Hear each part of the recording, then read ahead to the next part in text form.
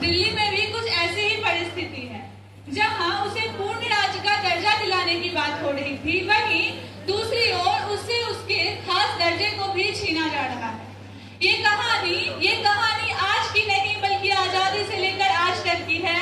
ये कहानी नेहरू सरकार की नहीं, ये कहानी है अटल सरकार की, जिसने दिल्ली को पूर्ण राज्य बनाने का सपना देखा था। माननीय अध्यक्ष महोदया, मैं आपके माध्यम से गृह मंत्री जी से पूछना चाहूंगी। पहला, जब दिल्ली अपने आप में इतना खास महत्व रखता है तो अचानक केंद्र और यहाँ की सरकार के अलग होने से उससे वो दर्जा क्यों छीना जा रहा है? दूसरा, सिविल सेवा जैसे महत्वपूर्ण अधिकार को लोगों द्वारा निर्वाचित नेता की जगह केंद्र द्वारा लाए गए एलजी के हाथों में क्यों सौंपा जा रहा है? तीसरा, क्या यह सब जो दिल्ली में हो रहा है वो पूर्णतः संवैधानिक है? अगर है तो कैसे? धन्यवाद। Thank you. माननीय गृह मंत्री जी से अनुरोध है कि वे इसका उत्तर दें। धन्यवाद महोदया। वर्षों तक वन में घूम घूम, बाधा विघ्नों को चूम चूम, सधूप धाम पानी पत्थर, पांडव आए कुछ और निखर, सौभाग्य न सब दिन सोता है। महोदया, देखिए आगे क्या क्या होता है। इस बिल के विषय पर विपक्ष ने अपनी पूरी समझ का उपयोग किया और अपने विचार रखे। मैं इसकी सराहना करता हूँ। माननीय सभापति महोदया के माध्यम से मैं पूरे सदन को आश्वस्त करना चाहता हूं कि इस बिल का उद्देश्य केवल और केवल दिल्ली को भ्रष्टाचार विहीन और लोकाभिमुख बनाना है। अगर विपक्ष दल को इसमें भी दिक्कत है तो इसका जवाब मेरे पास नहीं है। विपक्ष महोदया, जिस बिल की आप बात कर रहे हैं वो 19 मई 2023 को राष्ट्रीय प्रबंधन से जुड़ा है। इस बिल में अध्यादेश से बनी हुई व्यवस्था के स्थान पर विधि द्वारा प्रस्तावित व्यवस्था लाने का प्रयास किया गया है। यह बिल संविधान सहमत है और सुप्रीम कोर्ट से आदेशों का पालन करती है। महोदया, मैं बता दूं, दिल्ली कई मायनों में अन्य राज्यों से अलग है, क्योंकि यहाँ संसद भवन है, सुप्रीम कोर्ट है, कई संवैधानिक हस्तियां मौजूद है और दुनिया भर के राष्ट्रीय अध्यक्ष यहाँ आते हैं। इसलिए दिल्ली को केंद्र शासित प्रदेश बनाया गया है। और एक कविता की पंक्तियां है ना कि अक्सर गागर छलका करती, सागर नहीं छलकते देखे, नकली कांच चमकता अक्सर, हीरे सदा झलकते देखे। तो आइए महोदया, आपके अल्प ज्ञान को पूर्ण ज्ञान में बदलने का प्रयास करते हैं। दिल्ली स्वतंत्रता पूर्व भी सत्ता का केंद्र रही है, राजधानी रही है। स्वतंत्रता के समय जब दिल्ली संविधान बनने की प्रक्रिया हुई थी तो ड्राफ्टिंग कमेटी ने दिल्ली की स्थिति को लेकर विस्तृत विचार किए थे। माननीय सभापति महोदया, 15वीं सीतारामैया समिति ने भी दिल्ली को लगभग राज्य स्तर का दर्जा देने की सिफारिश की थी और उसी कमेटी की चर्चा के दौरान नेहरू, सरदार पटेल और अंबेडकर जैसी बड़ी हस्तियों ने इसका जमकर विरोध किया था। दिल्ली को स्वतंत्रता के बाद विधानसभा दी गई, हालांकि उसे कुछ सालों में ही भंग कर दिया गया था और दिल्ली को केंद्र शासित प्रदेश घोषित कर दिया गया था। और 1991 में संवैधानिक संशोधन किया गया, जिसमें धारा 49 ए डाली गई और दिल्ली को विशेष राज्य का दर्जा दिया गया। जब जब दिल्ली पर अधिकार की बात होगी तब तब इस विशेष धारा की बात होगी। यह एक विशेष धारा है जो केंद्र शासित प्रदेश और राजनीतिक क्षेत्र को व्याख्यायित करती है। आज आप दिल्ली की बात कर रहे हैं, कल को उड़ीसा, कल को किसी और दूसरे राज्य की बात करेंगे, फिर क्या? नहीं, ऐसे उछलने से कुछ नहीं होगा, टिप्पणी करने से कुछ नहीं होगा। दम है, चुनाव लड़िए, जीतिए। कभी इस बालकनी में आकर के भी बैठ के देखिए, यहाँ से नजारा कैसा दिखता है। क्या दिल्ली सभी राज्यों से अलग नहीं है? यह बात किसी राज्य या किसी केंद्र शासित प्रदेश की नहीं है, यह बात दिल्ली की है, यह बात देश की राजधानी की है। हम यह नहीं कर सकते कि एक केंद्र शासित प्रदेश रहते हुए राज्य की शक्तियों का आनंद उठाए। यह धारा कब और कहां लागू की जा सकती है, इसका जवाब ना भारत सरकार के पास है, ना संसद के पास है और ना ही जनता के पास है। हमें अपनी मानसिकता ही बदलनी पड़ेगी, सीमित करना पड़ेगा, संयत करनी पड़ेगी। लोगों को साथ आना होगा, आपको साथ आना होगा, हमें साथ आना होगा। जय हिंद। धन्यवाद। अब मैं रिक्वेस्ट करूंगी श्री अभिजीत अभय से कि वे अपना प्रश्न पूछें। मेरे विपक्षी साथियों का आक्रोश देखकर ऐसा लगा कि किसी ने उनके दुखते नब्ज पे हाथ रख दिया है। मैं उनसे कहना चाहता हूं कि मैं आईना हूं, दिखाऊंगा दाग चेहरों का, जिसे बुरा लगे वो हट जाए सामने से।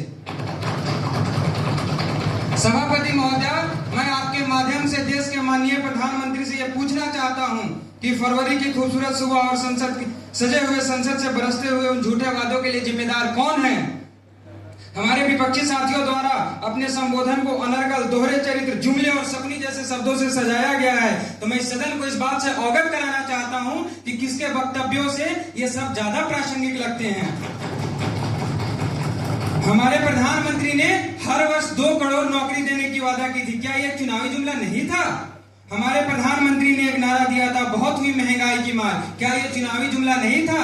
आज वित्त मंत्री जी ने कहा कि हमको अर्थव्यवस्था को समझने के लिए आंकड़ों को समझना होगा। मैं मानता हूं कि अर्थव्यवस्था को समझने के लिए हमें आंकड़ों को समझना होगा, लेकिन आपको ये मानना चाहिए कि उन गरीबों को आंकड़े समझ में नहीं आते हैं। उन्हें महंगाई और बेरोजगारी तब समझ में आती है जब उनके थाली में खाने कम हो जाते हैं, जब उनके बच्चे अच्छे स्कूल में नहीं पढ़ पाते हैं, जब वो पूरी दुनिया से लड़ने का क्षमता रखने वाला एक किसान एक बंद कमरे में गरीबी और महंगाई से हार जाता है। उसको गरीबी वहां समझ में आती है। 2022 तक सबके सर पे छत देने का वादा एक प्रधानमंत्री जी ने किया था। अगर उनको याद हो तो मैं फिर से उनको याद दिलाना चाहता हूं कि जरा उसको याद कीजिए। और छत देना तो छोड़िए, आप छत छीनना शुरू कर दिए हैं। अगर दे नहीं सकते तो मतलब छीनिए मत। बोलने दीजिए हमको। प्रधानमंत्री महोदय ने एक बड़ा अच्छा लाइन यूज किया, वसुधैव कुटुंबकम। हम उनको याद दिलाना चाहते हैं कि हमारे कुटुंब का एक हिस्सा जल रहा है, दर्द से करा रहा है, उस हिस्से को बचा लीजिए।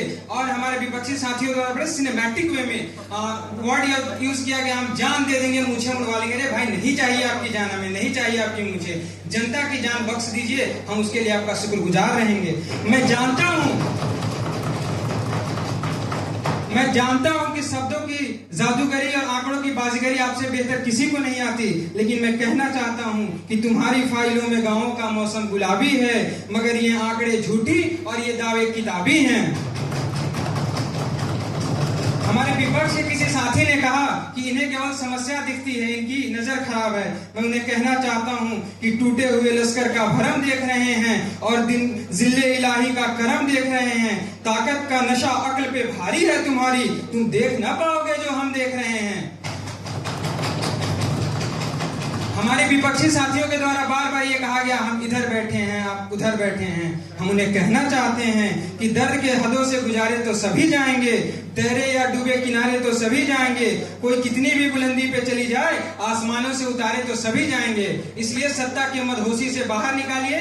जहां आज आप बैठे हैं वहां कल हम बैठे थे, और जहां आज हम बैठे हैं कल फिर आप वहां होंगे। सत्ता के मद में चूर न होइए। एक शुभचिंतक होने के नाते आपको राय देते हैं। बहुत बहुत धन्यवाद, बहुत बहुत आभार। I request the Honorable Prime Minister to please answer this question. माननीय अध्यक्ष महोदया का बहुत बहुत धन्यवाद कि उन्होंने मुझे सदन को संबोधित करने का मौका दिया है। अध्यक्ष महोदय, विपक्ष के एक साथी ने अभी कहा कि जिले इलाही का करम देखते हैं, उन्हें यही नजर आता है। उनके पास कोई विजन नहीं है। हमारे पास 2000 से 48 तक भारत को विकसित राष्ट्र के रूप में देखने का विजन है। हम उनके इस मानसिकता पे यही कह सकते हैं कि चिराग देख के मचल रही है हवा, कि चिराग देख के मचल रही है हवा, कि कुछ दिनों से तेज चल रही है हवा, कि वो जो किस्से बनाते हैं मेरे बर्बादी के, कि वो जो किस्से बनाते हैं मेरे बर्बादी के, कि उन्हें पता नहीं कुछ दिनों से रुख बदल रही है। इसीलिए आप 303 से 240 पे आ गए। अध्यक्ष महोदय, मैं बताना चाहता हूं कि हमारी सरकार ने आधारभूत संरचनाओं के विकास, जन कल्याण, राष्ट्रीय सुरक्षा, शिक्षा के क्षेत्र, रोजगार के सृजन में नई ऊंचाइयां हासिल की है। मैं बताना चाहता हूं कि जब हमारी सरकार आई थी तो भारत दुनिया की 10वीं सबसे बड़ी अर्थव्यवस्था थी। हमारी सरकार ने पिछले 10 सालों में इसे दुनिया की 5वीं सबसे बड़ी अर्थव्यवस्था बनाने का काम किया। और मैं विश्वास दिलाना चाहता हूं कि भारत 2027 तक दुनिया की तीसरी सबसे बड़ी अर्थव्यवस्था होगी। एक विपक्ष के साथी ने कहा कि ये लोग आंकड़ों की हेराफेरी करते हैं, जादूगरी करते हैं।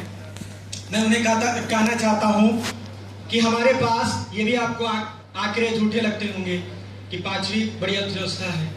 यही आपकी सबसे बड़ी परेशानी है। ये विकास के आंकड़े हैं, ये हमारे आंकड़े हैं। आपके पास आंकड़े क्या है? 100 करोड़, 200 करोड़, 2000 करोड़, 1000 करोड़, भ्रष्टाचार और घोटाले का आंकड़ा है। और यही कारण है कि हम यहां बैठे हैं और आप वहां बैठे हैं।